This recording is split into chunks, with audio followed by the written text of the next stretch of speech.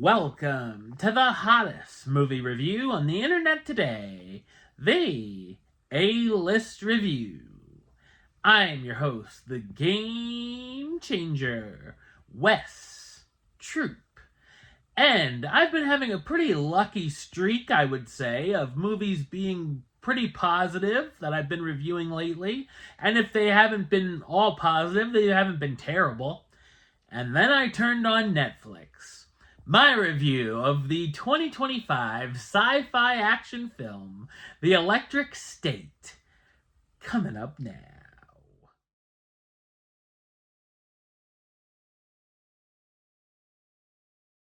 An orphan teen hits the road with a mysterious robot to find her long-lost brother, teaming up with a smuggler and his wise-cracking sidekick.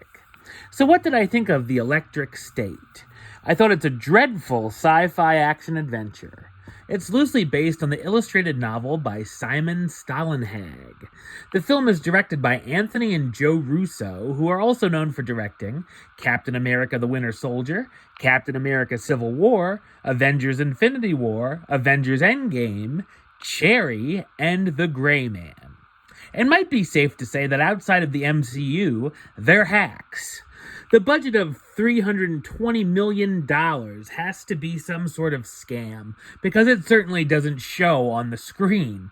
This is money that could have been better off given to charity, or even flushed down the toilet. Speaking of crap, there's nothing here that's visually appealing, and the CGI looks average. The action sequences are all generic, with no battles or fights that stand out or are even memorable. There's also no tension, suspense, or even anything surprising. There's nothing original either, as we get so many ideas we've seen time and time again done before better. The story is set in a 90s dystopia after a war between humans and robots following a robot rebellion. Michelle is a teenager who looks like she's in her mid-20s, who lost her family in a car accident. She's visited by Cosmo, a robot who she believes is somehow being controlled by her late brother. Michelle and Cosmo venture into the wasteland to look for her brother and stumble upon Chris Pratt, playing John Keats, a Star-Lord or Han Solo wannabe if those characters sucked, along with his robot friend Herman. They end up at an abandoned mall where many of the robots live, led by none other than Mr. Peanut, of course. Unfortunately, these robots are all pretty boring.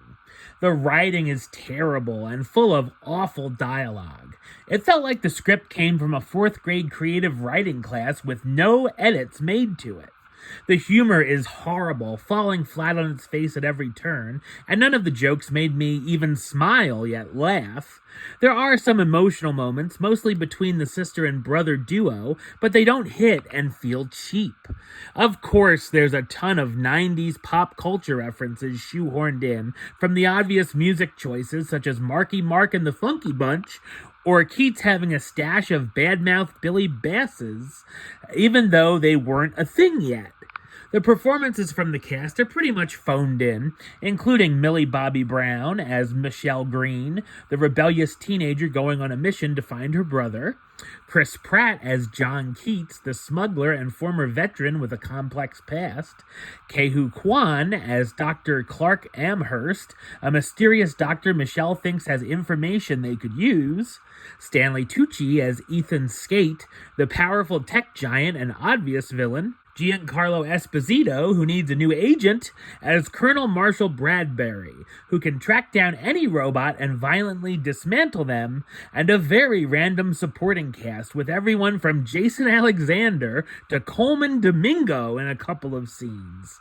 The Electric State is such a painful and torturous experience, it should have been called The Electric Chair instead. Number-wise, I'm going to give it a 1 out of 10. Which gives it the A-list rating of suck it.